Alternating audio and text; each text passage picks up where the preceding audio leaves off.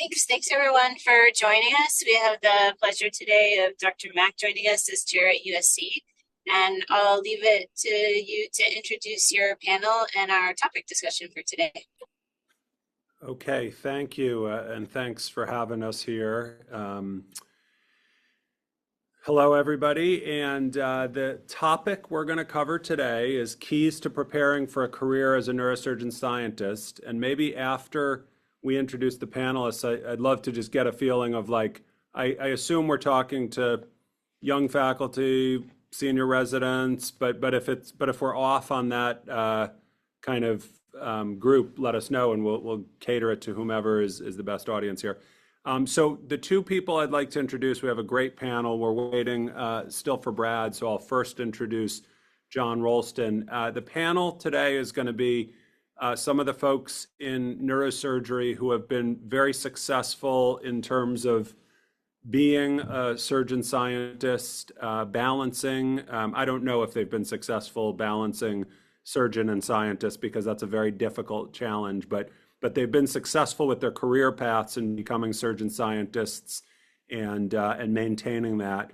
So John Rolston is the director of the epilepsy service at now Mass General Brigham. He works at Brigham and runs the Mapping and Engineering Neural Dynamics Laboratory. He has, I think, an MD PhD from Emory, Georgia Tech, and did his residency at UCSF. And now is at the MGB program. So, John, if you want to say hi to the group. Yeah. Thank you for the introduction and thank you for the opportunity to be here. So I am a functional neurosurgeon and I run an NIH-funded lab that investigates neuromodulation. And happy to talk more about how I arranged that, how I decided upon that, and anything else that helps people.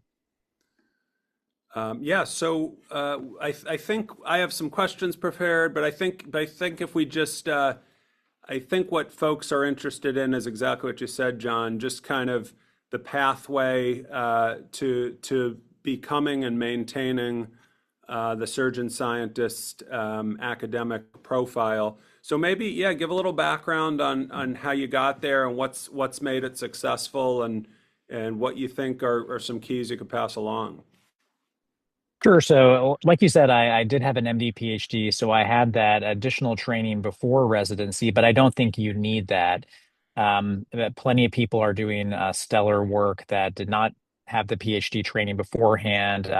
People like my mentor, Eddie Chang at UCSF, didn't have that and is just killing it. And so when I started, I knew I wanted to go to a residency program that cared about research. For me, that was UCSF. So they had a good track record of having good inquiry, scientific inquiry, and a lot of good role models there for me to see not only examples of just good people in the lab, but also good people that could do both things, be good surgeons and good scientists. So having those people to talk to really made a difference. And then when it came down to actually trying to set myself up for the career, a lot of it was trying to find interesting questions that could motivate me to, keep working past my clinical hours, to take time at the coffee shop on the weekends to write papers rather than just relax. And for me, that was questions about functional neurosurgery. And then clinically, it was patient safety. And those things allowed me to develop a little bit of a mixed portfolio of some short projects that were just case series or reviews. While I was doing those really hard years of PGY2 and PGY3, where I was taking call all the time. And then during that time with Eddie Chang, I wrote a NIH F32 proposal for work during my research year, which was planned ahead. Was fortunate enough to get that. So during my research year, I could focus on just nothing but the science. Use that to get some additional papers, and then when it came time to wrap that up, looked for jobs at the end of my training that would support someone like myself. So someone that had this dream of doing half research, half clinical. And finding chairs who were supportive of that and interested in that was part of it. I was really lucky to get my first job with Bill Caldwell at the University of Utah, who was incredibly supportive, who helped protect me during those first couple of years of faculty to help get funding. Um, Not only was he supportive, but also all the people in the NRCDP, so the K12 program.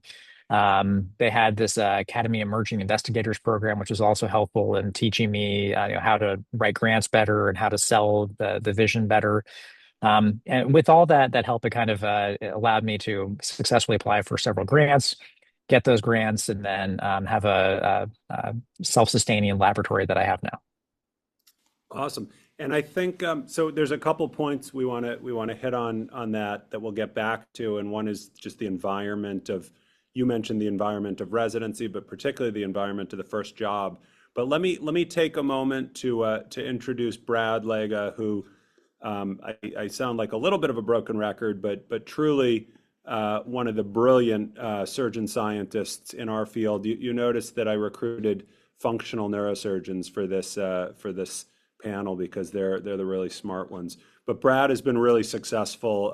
Runs a very productive lab, has a big practice, and he's a professor of neurosurgery at UT Southwestern, actually the William Kemp Clark Chair of Neurosurgery. Did his residency at the University of Pennsylvania, and I've known him since that time. And then he went off and did a fellowship at the Cleveland Clinic in epilepsy, and now has been, I believe, at UT Southwestern since he started. So, Brad, if you want to say a couple words just about yourself and your journey and how this all came about, that would be great. Yeah, thank you. It's a pleasure to be invited to speak with you guys. And as I said when I got the email, I do anything that Bill wanted me to join. So it's really great. So I missed the very first part of what John was saying, but I think that one of the advice that I got when I was starting out was just about finding the right environment for your first job, because it makes such a difference if you get stuck doing if you're in a position that doesn't allow you to form collaborations or to collect the data that you need to or have the time that you need to, then it's very hard to recover from that, as if you either move positions or try to change the conditions of your initial hire. And so that was a big thing that I was looking for when I was looking on the job market initially, was exactly what does it look like? Where am I located? Who would I work with? How could I, is there someone else I could work with? What does the K look like at this place versus another place when you get started? And that I think is can't be understated as in terms of starting your academic career. Yeah, I think both John and Brad have hit on something really important. In my limited experience as a chair, has become even more important. In this environment, there is so much financial pressure on generating RVUs and clinical productivity that I think it's very easy for a department or a chair or a division chief to say, you know what, it's probably, let's not focus on this research stuff right now. And I think that's the wrong way to go, but it's the easy way to go. So I think finding the people in the department and the chairs in the department, the division chiefs in the department that do focus on that, and as John said, somebody who's going to protect you, do the blocking and tackling, whatever that might be, is even more important than maybe it was when I started. And I think the question I would have for both John and Brad, one thing that I have always noted is there's certain programs who have classically done this well, and there's certain programs that are more novice at it in terms of, I looked at a program and I said, well, if somebody's gotten a K award as a junior faculty member there before, they either hired a superstar that was able to just kind of go out and do that, or they have some kind of track in place where that's possible. And certainly if they've hired a couple of those people, it must be a little bit of a situation where that can happen. What do you guys think about joining one of those? And I'm thinking about both of your first two programs, and I guess the programs that you trained at would be described as some of those factories that have turned out physician scientists, et cetera. And the programs that you started at probably had some aspect of that, but not quite the UCSF model, because who does at the end of the day? So talk a little bit about that when these folks are looking for their first job, or what that might look like. Because I will tell you with the K12 award, there's been at least one situation where someone was given an award, and the school, the program just really didn't know how to do it, and it just took a lot of help on the advisory committee's part, and Greg Ziffel's part, and Ahmad Eskandar's part. But you can get there, but it makes a difference. Yeah, so I'll start, but my first job was at the University of Utah, and not quite the same program as UCSF or UPenn, but still had several people there that had NIH funding, like John Kessel and others. So there was precedent for it. And the other thing that was helpful is the university as a whole desired people to be getting independent NIH funding. So there were resources at the university level that might not have been specific to the department that I could avail myself of. So there were grant writing courses that they had from a lot of people throughout the university system, both the graduate schools as well as the hospitals. And then training in just lab management. There was internal grants, like there was a KL2 program there, which a lot of other universities have, which is similar to the K12. That can be very supportive. Um, Outside of that, I think it's really incumbent upon you as new faculty, if this is what you want, if you have this vision for a career as a surgeon scientist, to be able to articulate that to the chair and your other faculty members and the university of why they should support you doing this. And if you can convince them of why that's important and the resources you need, then that helps you obtain those resources and get that either protected time, protected lab space, or whatever else you need.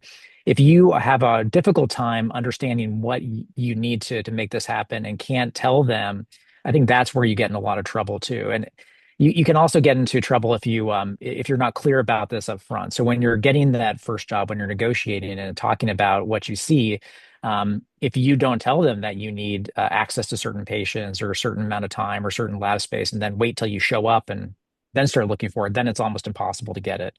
It's a lot. You have your best chance of negotiating these things before you sign the contract. Once you sign the contract, it's really hard to put the cork back on any of that.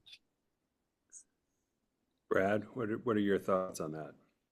Yeah, I think echoing John's point somewhat, I think it's pretty rare that someone would hire you into a research position where the institution has never had anybody like that. You know what I mean? I think a more common scenario may be, well, yeah, Department of Medicine or Department of Surgery or something. We've had surgeon scientists or physician scientists, and here's what it looks like for them.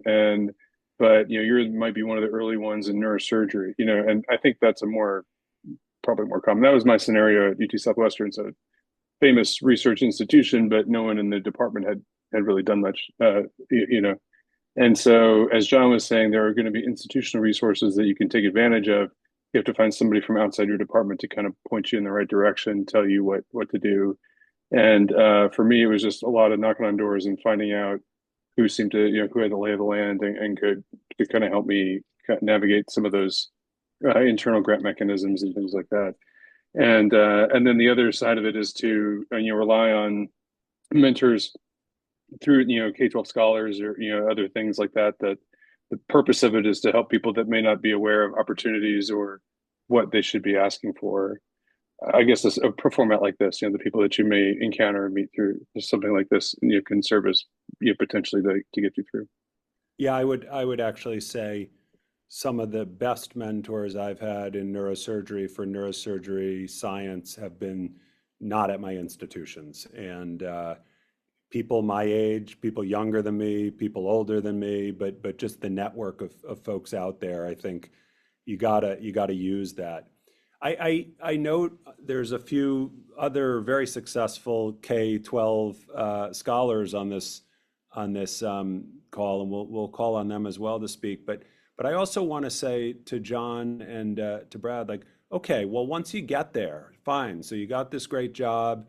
Maybe you got a KL2 award, which I did. Okay, so I will heavily endorse the idea of a KL2 award because you're competing against people at your own institution. And you know, as when I got to USC, it was there was interest in research, but it was not the same kind of environment that I remembered at Columbia.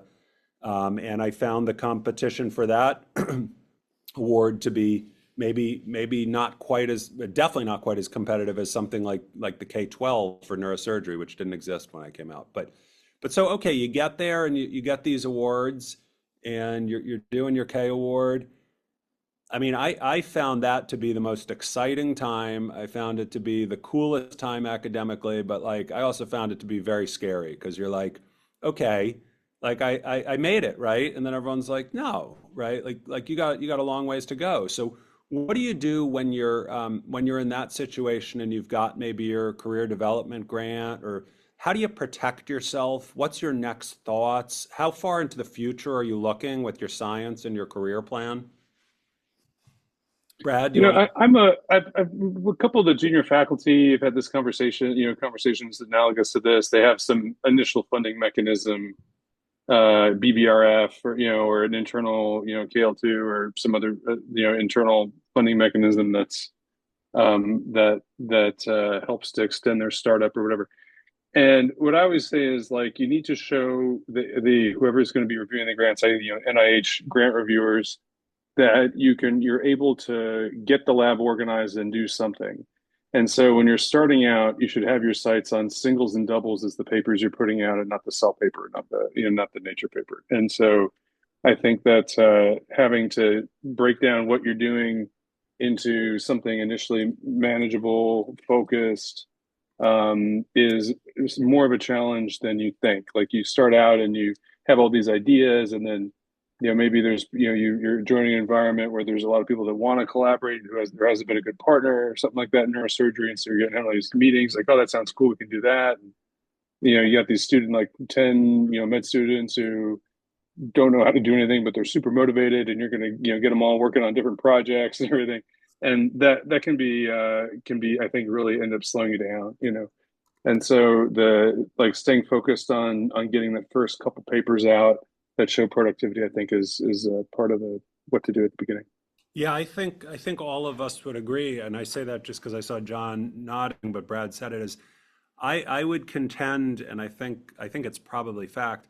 You don't need a cell paper to get an R01. You don't need a nature paper. I mean, if you got one, that's fantastic. But at that level, if you're producing good data, that's a building block for something, and you're publishing in a journal that's high impact in the specific field in which you're trying to advance. I think that's reasonable. And I think the myth is you need that absolute home run before you get an independent R01 grant. I don't think that's true. Yeah, I would echo that. I think that the singles and doubles is a good analogy that you want to kind of lay that foundation that shows that you are a credible scientist in this domain that you are then applying for your R01 about. And that's not just a single paper, but that's several papers that show that you have a sustained record of thinking critically about some particular problem, and that you have some sort of vetted relationship to that sort of science. So having a good foundation of a few papers will then set you up for the bigger, longer grants that come in the future. Of course, if you have like if you knock out of the park with the Nature Neuroscience paper, whatever, that's fantastic. But we don't always get that lucky to start off with. Now, are either of you guys doing what you did as a trainee, or is it an extension of what you did? I found it very helpful. I kind of took everything I did as a resident and then as a very junior faculty member and tried to use it as building blocks, but going in a somewhat different direction than I had been in. I tried to find use of all the things I'd done, but I would say I'm certainly not doing what my mentor, Sandra Connolly, did when I was a resident. How have you guys navigated that? Yeah, it's definitely changed, and the core of what I've always been interested in is electrophysiology, brain stimulation. So I'm still in that playground, but the particular diseases have changed just by following the opportunities that present themselves. So when you meet new collaborators or new funding mechanisms open up, you might have a really good idea that's divergent from what you've always kind of been studying before. And it's okay to try some of those detours and see how they pan out. And sometimes those can be the most fulfilling ones. So we have a project on DBS for disorders of consciousness, which is not something I had any really done serious work on until recently, but it's really been very rewarding, and we have some good papers on it and a new clinical trial coming out of that. But that was all just being at the right place at the right time and being open to trying something new. So not just kind of dogmatically sticking to the same thing that you've been doing as a trainee before.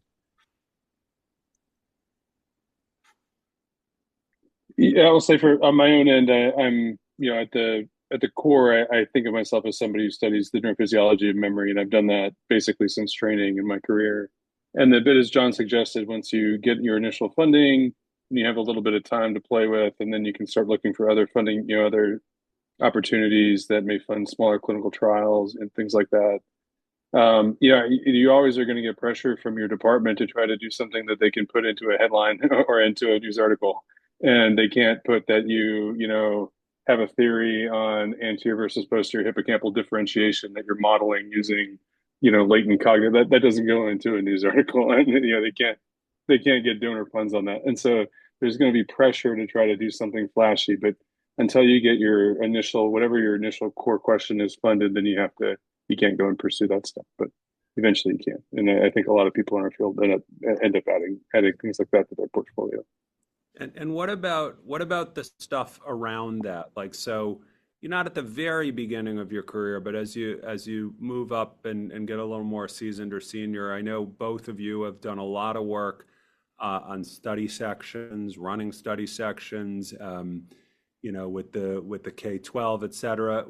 How is that? I mean, my theory is my thought process has always been, we can talk about the clinical stuff. I tried to say yes to all the stuff that dovetailed in and related in some way to my research, and tried to say no to some of the other stuff. But how have you guys navigated that? Because you've both been very successful at that. And I know Brad has told me before, he feels that that's helped his, research and his knowledge. So how do you guys feel about that? Yeah, I mean, I have a lot of thoughts on this. There's two ways to look at participation in study sections. One is participation with people who are going to be your peers, or potentially like looking at other grants that you're writing, whether on the same section or another one. And that's kind of a standard, model of scientists, like who are not necessarily physician scientists, and you end up serving on a section that you would often, or not, at least some of your grants, or not all of them, too. And it's like understanding how the study section works and what the debates are and what the common pitfalls are. Until you're on the section, it's hard to really get a deep sense of that. And so I think that can be really valuable. It is time consuming. At what point do you do it? Well, they typically won't. I mean, it's changing now. The NIH has a push to try to get more junior people, but they typically won't do that till you get your first R01. And so you have a little bit of a breather. You often will find that you're pulled in as an ad hoc on other ones, and that's all your experiences, I think that is valuable. And just as Bill did, I served on a mentored grant study section. That's where I had the most experience, and that has made my ability to help my mentees write F30s, F31s, F32s, even kind of KO8s. It's made me much better at helping them with those, and so. I think my experience in space sector has been immensely valuable at all those different levels. Yeah, and I think I had done my first one definitely after I had my K23 and probably R21, but I had applied deliberately to the early career reviewing mechanism through the NIH, where you throw your name out there and they get you in to review R01s earlier than you might otherwise have the opportunity to. And that was really helpful when it came time to my first R01, seeing how people are constructing their grants, and then how they are reviewed, and what criticisms come out of that, and what the debate looks like. And it was really illuminating. And then after that, you kind of get invited back to more and more if you're doing a good job. And seeing how the sausage is made, as it were, is just incredibly helpful to make you a better scientist, or a better uh, um, salesperson of your own science for that mechanism. And I'm looking, I see Sean and Matei and Jennifer and maybe for their, and I may ask them to chime in at some point here, but maybe for their sake, John and Brad, how, and for everybody else's sake too, as they come into their first job, how narrow or broad were you at the beginning? You've each touched on this, but like, you know, we can get into the whole talk about like where you want to put your like first eggs in the basket for a grant, for ESI status, et cetera. But forgetting all that, like, do you want to like, do you want to have five projects going that are related to each other? You want one? Is it like one of these like dig 10 ditches that are, 10 feet versus the 100 that are 1 feet deep? I mean, how do you go at the beginning with that? And what are the pitfalls that you got to watch out for? Because I think there are. Yeah, I think you're hitting on important points about this question of focus. It's wrong to say that some of the exploratory things are never worth pursuing. I mean, certainly that's been some of the most interesting science I've ultimately been involved in, and stuff that I never thought I would get into. Um, I think that the question is how realistic is to accomplish something in the different area on the time horizon you have, which is about 3 years. To be able to get a couple of papers out and to show productivity. So anything that the investment is doesn't have a clear payoff over that long, or it's not a collaborator who's can run things that you're working with in a way that doesn't require the full investment of your time, I think would be two of the stipulations that I put on some of those things. Yeah, I'm not sure I'm like the best person at this, but I think a good way to do it would be to look ahead, if you can, like 3 years from now, like when you start your R01 application, what is it going to look like, and what sort of data you would need to convince people that it is a reasonably has a reasonable likelihood of success. So thinking about like aims 1 and 2, like what paper should already be published, or what data do you really need to have locked in to convince to persuade these reviewers that this is a safe bet for them, and then work toward that. Easier said than done, and I think I probably was a little maybe too narrow initially, trying to stick to what I thought was going to be my bread and butter. Yeah, I think one core, one like maybe side to that is that you should, or at least I think you can learn a lot from your trainees and kind of see where their skills are. And sometimes that can help you find particularly interesting questions or paths that are really well suited to that individual that might be really enriching. So it's not only about the direction you want to go in the science, but also this team that you're building. And sometimes that can be really exciting to have them kind of open up new paths that can put the whole lab into a new trajectory. So that's a great point. We've all kind of said you got to protect yourself and you got to not be, cranking clinical, volume to the highest degree in your department at the beginning. But I imagine, maybe John and Brad, both of you have kind of the living laboratory in the OR with your functional neurosurgery. But I imagine you're not doing all the work on day one in lab alone. I do mouse work and you have a technician and you have, but what was the engine? Everybody has a different way of doing this. What was the engine of your laboratory, especially at the beginning? Was it a PhD collaboration? Was it a postdoc in your lab? Was it grad students? Was it med students? I mean, how did you build success? Yeah, I was really lucky at the beginning that I inherited a research engineer, Tyler Davis, when I started, who was just brilliant and a fizz with all the electrophysiology stuff we wanted to do. And so having him there was totally enabling. And I hadn't planned on that. It just sort of was um, luck of the choosing an institution that had done some work like mine before, and they had some infrastructure already there. John, what level, what was his title when you like you're making it sound like this like brilliant like assistant professor and somehow like they're like, hey, he's going to work for you. Yeah. Why would you want to do Yeah, so that? he finished his MD PhD training and wanted to stick around, kind of continuing to do this research work, and was part of they brought him into the department to help another functional neurosurgeon who left before I got there. And so he was open to joining a new lab, and we had similar interests. and it just really worked out well. And then outside of having him, it was a matter of getting other trainees, and that's where I think a couple of things helped me. One is that before I even started, I reached out to like the neuroscience department and the biomedical engineering department and said, I'm a new faculty member. I'm interested in taking on students. What do I need to do? And they, got adjunct appointments that way and was able to sit on some PhD selection committees. And then I also sat on with my collaborators, PhD defenses and thesis committees. And so through that, got to know a lot of the best PhD students. And then when they were looking for postdocs, I said, "Oh, why don't you come to my lab for a postdoc?" So that was also really helpful in continuing to build that. So kind of keeping your eye out for resources that are already there, getting lucky in some cases, but also putting your name out there to all these different mechanisms for places that students are matriculating. Brad, what's the phenotype of the people in your lab, or what was it, or how has it evolved? Yeah. Well, I think it really depends on what you have to ask yourself, what do I need to have done and what can I do myself, either because you know or don't know how to execute the work, or because you just don't have time.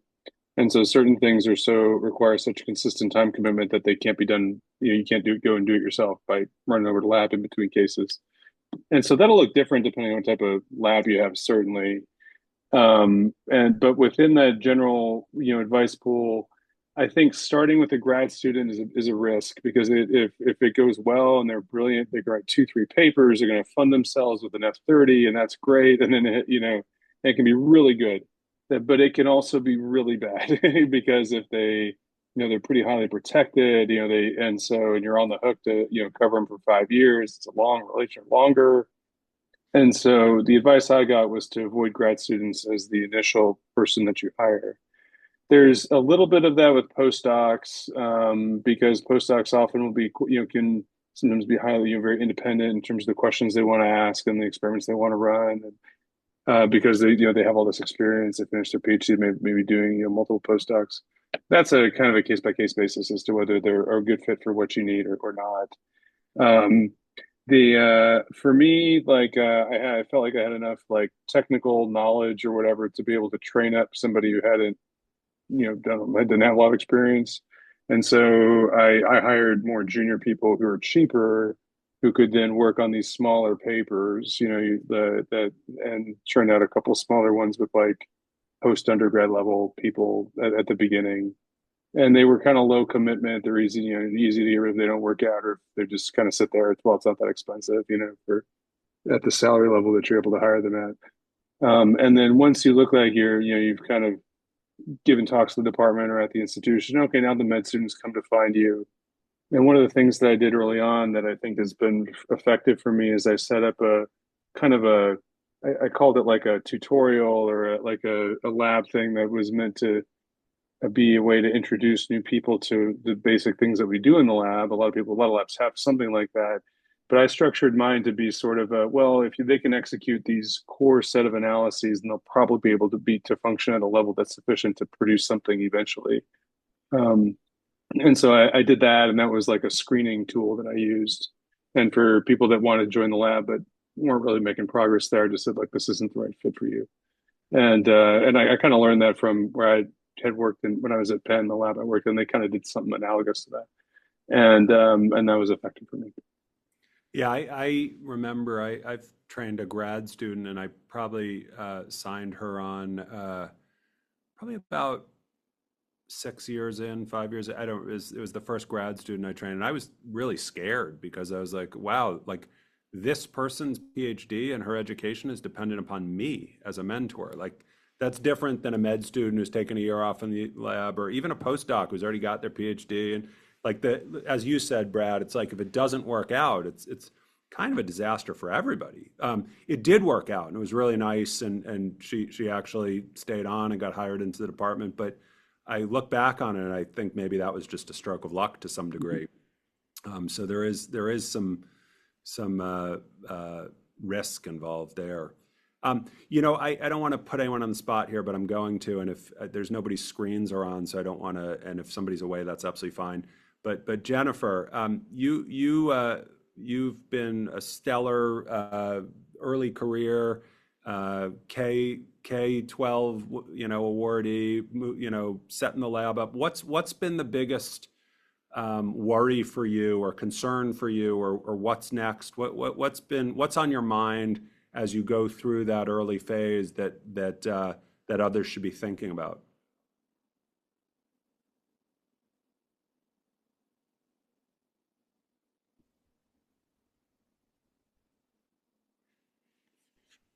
Okay, I feel like I was getting lucky because I saw the mute come off, but maybe not.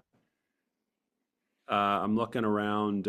We can come back. Sean or Matei, either one of you. I know here's some other I'm looking towards the residents, and I see, or the fellows, and I see these very successful young faculty members. What are your biggest the biggest concerns that you have, or what worries you? No, Jennifer, nobody can hear you. I see your note. Sean? Yeah. I mean, I think I can, echo everything that's been said here. I'm currently in that situation of a graduate student wants to join my lab. I think just going back to what you guys said, I think getting grants is the most important thing, and papers are a mechanism to get that. And I think navigating within your department of like, what are the metrics that you're being judged by, right? Because you have clinical things that you have to do, and you have research things you have to do. And then also like what your personal metrics of success are. I look at some of like the kind of like rarer like niche ideas that I have, and I've been able to get foundation grants to get some of those ideas up off the ground. And I feel personal success in getting grants and those little things moving. But it's clear that like my department judges me on, NIH dollars brought in. That's what they care about. Yes, a Nature paper would be good, and I always wonder in real basic science, I think Cell, Nature, obviously those are huge things. But at our institution, there's an example, and I get worried if someone who's already kind of mid-career has like 3 Nature papers under their belt, but no NIH funding. And that, again, is like, is that a successful career? And I think everyone would say yes, right? I mean, that's like real science. And NIH funding has problems with it. There's, uphill battles. Like I was subject to the furlough, and that put me kind of on a weird cycle that happened at the end of last year. And my grant got bumped to a different, cycle than what I thought it should have been. So, it just, you kind of have to roll with those punches, I think a little bit. And, but those are just in general kind of echoing. And Sean obviously is being modest. He's gotten a ton of funding, and I know that. But especially as a cerebrovascular, but I think this or cerebrovascular skull-based surgeon, I think this applies to everybody. I gotta believe you need supportive partners, right? Like you're this like special candidate who's getting this time to do research. Like how does that affect your partners? Are they supportive? Do we know from the beginning that you're going to be doing that? Like how does that work? It's got to be important, right? Yeah, absolutely. I think starting out, that's a huge thing, is making sure you have you kind of understand what your role in the department is, and you're hired on with this 50-50 idea. And these are the cases that I'm going to be the expert at this institution. These are the clinics that I am going to cover, not going to cover.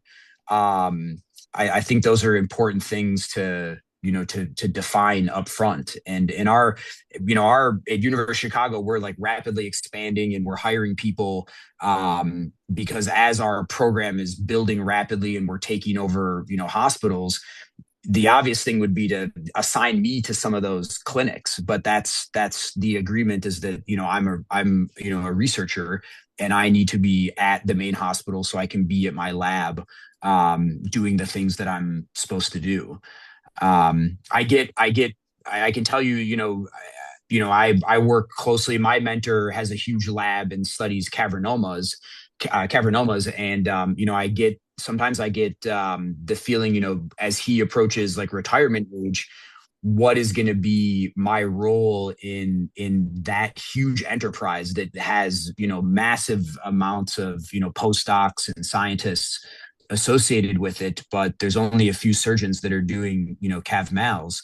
And I kind of like that mentorship and like taking on the leadership of like the whole program is something that you want to like build in, because that's a hard future that I see ahead. And that's I'm lucky to have a good mentor who's built that in. This is kind of how you integrate into the university. These are leadership roles, these are training opportunities to show you how to do that. We recently, our cerebrovascular section spun off into what we just became a department, and now CV is a section within that, and we have to justify our clinical existence to an administration. And like, how do you do that? How do you make the numbers work? Like, I thought managing an NIH budget was hard, but managing a section, clinical volumes, that's something that ultimately, as a physician scientist, you're kind of on this natural trajectory of being a leader. And that is something I didn't really anticipate, because I'm still kind of getting my wings, I would say, on the research front. Is like I'm trying to figure out how to manage that. So it comes fast, but again, having like good mentors and declaring what you want your career to be, I think, is important. Like, do you want those things? And even beyond your department, like this group here plays a huge mentorship role. You have resources within organized neurosurgery that helps with those things as well. So I think you got to be prepared for it. It's an evolving thing. Time moves fast. Yeah, good point. Along those lines, and maybe John or Brad, you can comment on this without being specific about the details, but for the faculty members who are coming up or the residents that are coming up, do you get in your departments or in departments you've been in, are you rewarded financially for being a physician scientist? Are you punished financially? Not punished is the wrong word, but are you just accepting of taking a lower pay than, or does the department somehow, I feel like in our department, in the departments I've been in, it's always the leadership tries to make it up because it's of value, but I know plenty of departments who value physician scientists, but you're gonna make a little less money. Yeah, it's I think especially as not only a researcher but also a functional neurosurgeon, we tend to be remunerated lower than a spine surgeon or vascular surgeon, and so I have come to peace with that, and I am okay with that. I think we're not like purely driven by a number of cases, which is good. So there's flexibility there, but it is clear that you don't do this to get the big bucks. This is not in the hospital systems I've worked in. Fair, fair. So, I mean, I've seen like all kinds of different compensation schemes, over the years, at both people that I've advised, who asked me about, when they're taking their first jobs, or just in my own experience at UT or elsewhere. And so a lot of times the people get in that, like, you start your job and you're keying in on the salary number and the protected time, or the, like, what percentage are you effort wise or whatever. But a lot of the compensation schemes that are RVU based, there would be some kind of like number of RVUs that are given to you because of like the time that's supposed to be protected for research. But how that number is discounted and how it then impacts what bonus you qualify for will often make a difference in terms of what your compensation looks like, and how punished, rewarded, or incentivized you are for the effort that you put into on the research side. All that stuff gets easier once once you're funded, and then, because then you can kind of demand a little bit of a better compensation, a more, something that doesn't have quite the same penalty. But when you're starting out, most people are, you start out and most people are on a salary scheme without a lot of incentive based bonus structure at the beginning, and so it all kind of looks pretty similar. There's just like a salary number that doesn't look that different. but that initial contract is going to turn into what you get as your second contract. Essentially, is the one that'll have some of those incentive schemes into it. And so, I mean, there's plenty of people that have seen all kinds of different schemes over the years that would be happy to weigh in on what does it exactly mean. What are the pitfalls in any given scheme. Um, so it's really quite institution specific. Yeah, and I think it goes back to my thought on that is it goes back to uh, what we were talking about at the beginning. And when you're looking for that job, I think the most important thing is the environment and either whether it's the chair or the research mentor, whoever, uh, you know, the trust and the support that you have from those people, I believe, is much more important than the very specifics on a piece of paper, haggling. As soon as you're waving a contract in front of your chair's, face and saying, "You promised me that," I think you're already behind the eight ball and you've already lost. If you're not getting the research protection that you wanted and you're referring to a contract about it, I think you probably are in a not an environment that is not as supportive as it should be, is my best guess. So I think it all goes back, just like when we talk about the science of it. You could talk about papers, you could talk about grants, you could talk about strategy, but as John said at the beginning and Brad alluded to, it's all about finding the interesting questions, something that you want to answer that is going to have a big future, right? The big future doesn't have to pan out, but like answering a question that doesn't have much depth to it is not going to get you very far, and answering a question that you're not interested in is certainly not going to get you very far. It's those interesting things that can go in many ways and that you truly believe in that's probably going to get you in the long run. Jennifer, I know that I had asked you something before. I see your comment there that you're on. What's been your biggest concern moving forward? I don't mean that in a negative way. What do you think about when what are you, 2 years, 3 years into your practice? 2 years, yeah, I think 2 years now. And a year I or two finished, into your K12. yeah, sir. I think concerns moving forward. I actually, a lot some of this was touched upon, but going through it, it's nice to know. Um, well, I was reflecting on some of this as during the earlier part of this talk because you're asking, is it better to spread yourself thin and do multiple projects and see which one works versus focusing? And then also the personnel, those are the two things that I've been thinking about quite a bit. The personnel, actually, Dr. Mack and Dr. Ziffer were both my mentors, and I've been really lucky to be able to just, talk through this. But when I first started my lab and when I got my K and when I was just putting out my ads, it was January of 2020. Oh gosh. Whenever the new um, politically things changed. New NIH world. Yeah. Yes, the NIH seemed like it was imploding. And so nobody wanted to, one, go into science, let alone join a lab of a brand new PI, and a physician scientist at that, right? Everyone was, especially I'm in Ohio. In Columbus, I'm still learning the lay of the land here, but nationwide here runs, is king, and that's where all the that's where all the R01s go, and that's where everybody else flocks. So, at a time when people were fleeing science was when I was putting out my ads desperately seeking, anybody with any experience. So what I ended up doing was, I got lucky, but I was cobbling together with, through my mentor, kind of what people were saying not to do, which I see that now is, with a bunch of undergrads and medical students, they're all incredibly dedicated, but you kind of each teach them one task, and then hope that they don't leave, during the next semester.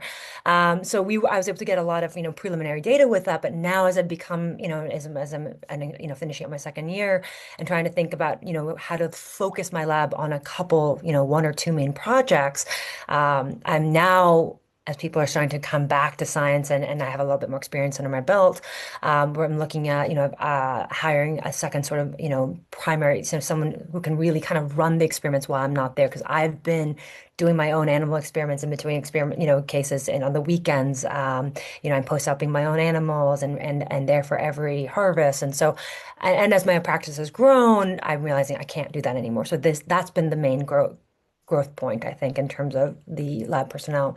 The projects, Dr. Mike, you were asking this question. You were saying the work that you did as a resident really is that's not what you're doing anymore, and that's not what kind of launched your career. I I kind of am starting to come to a realization that I had two projects. My mentor, Dr. Lim, when I was first starting, always said you should have kind of two projects ongoing. One is a slow and steady, which is kind of gonna plod you along, and you have a way forward no matter what. And then the sort of shoot for the moon project, and my Shoot for the Moon project kind of evolved from where I landed. I have no experience in gene therapy whatsoever, but Dr. Lonzer has his where I joined. My chair has this huge gene therapy institute that he's put a lot of resources and money into, and just through collaborations and the people down the offices that right down in my neighborhood, I came up with this idea for a project that actually is taking off. And so it's been a struggle for me to try to figure out which one's going to take precedence as I start to kind of narrow my scope a little bit.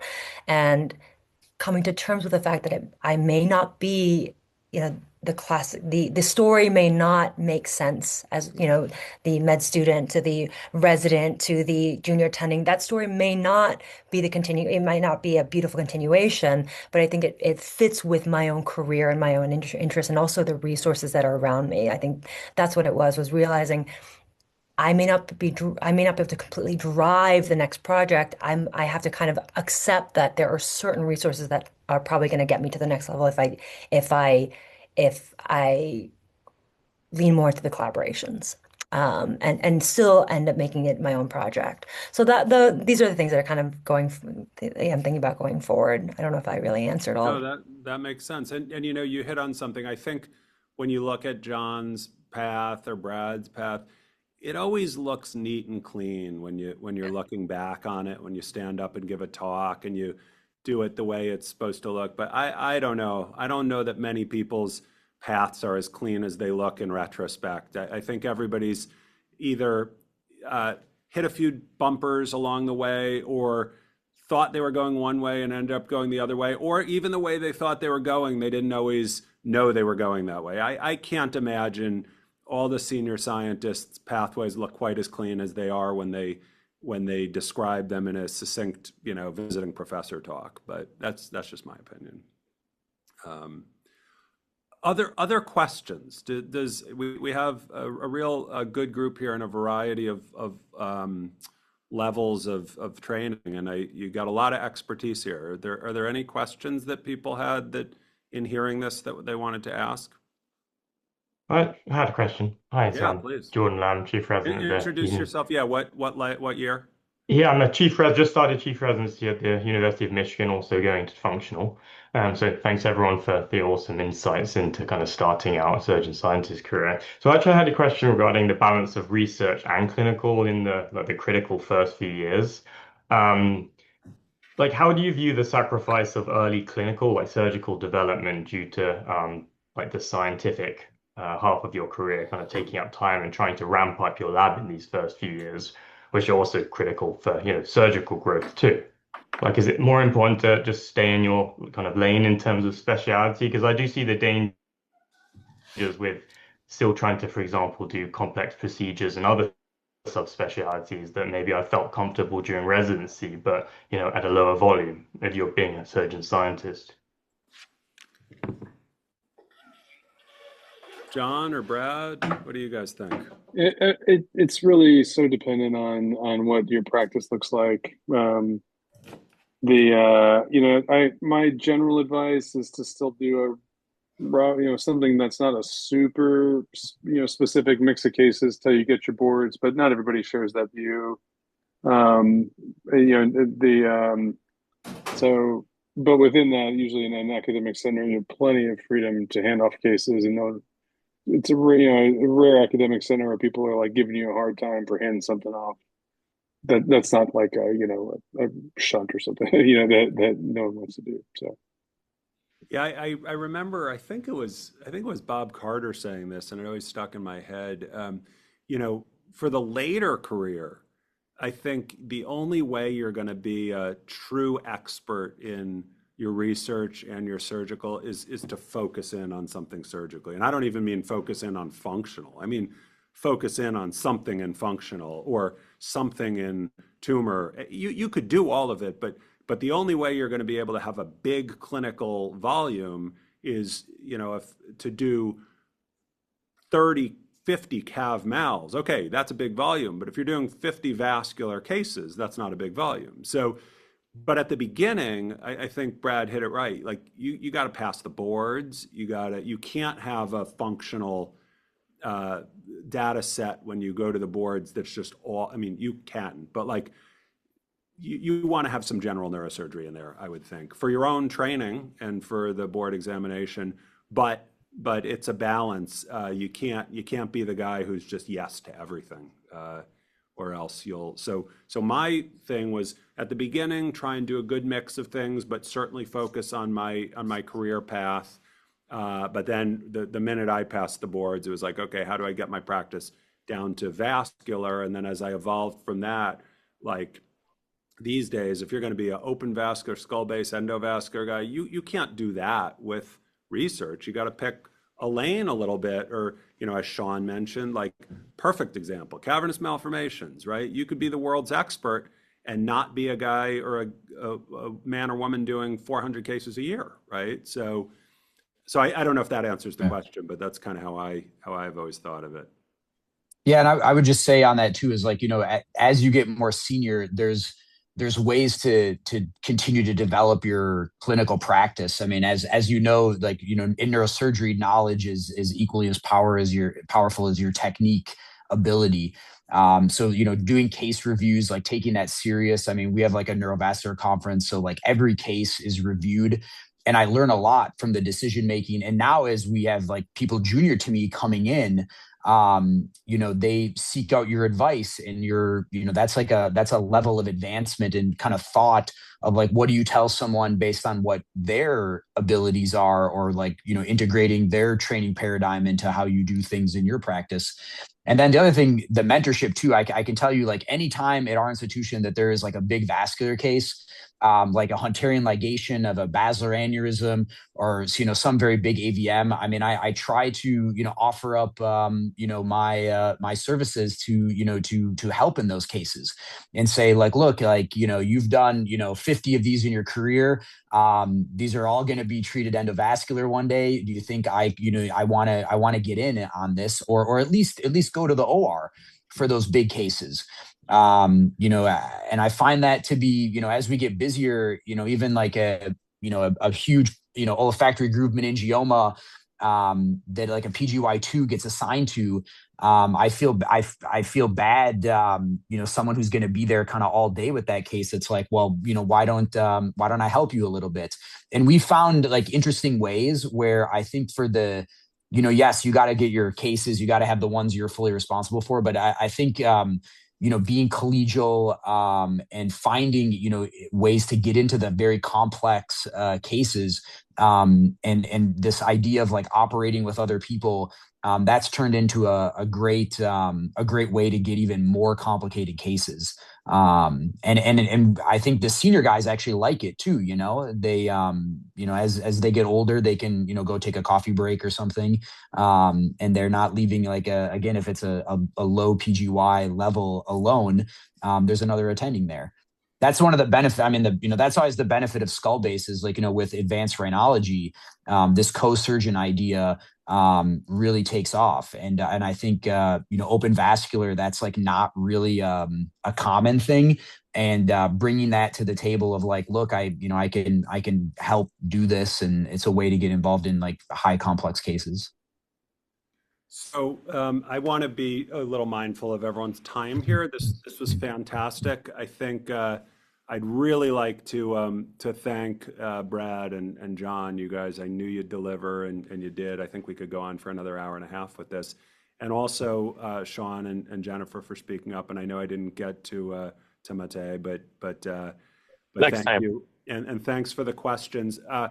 As I think the answer here is everyone's got a little bit of a different path, and you gotta just take pieces from everybody and what they've learned. And I just try and go and think about, anybody who's going to tell me something, I'm willing to listen and try and figure out how to do it with the surgeon scientist thing. And there's a handful of them, a big growing number in neurosurgery, but it's a small community. So I think the key is to be a part of that community and immerse yourself in it. And not only will you learn more that way, but you'll become more connected that way, and you'll probably get advantages that way.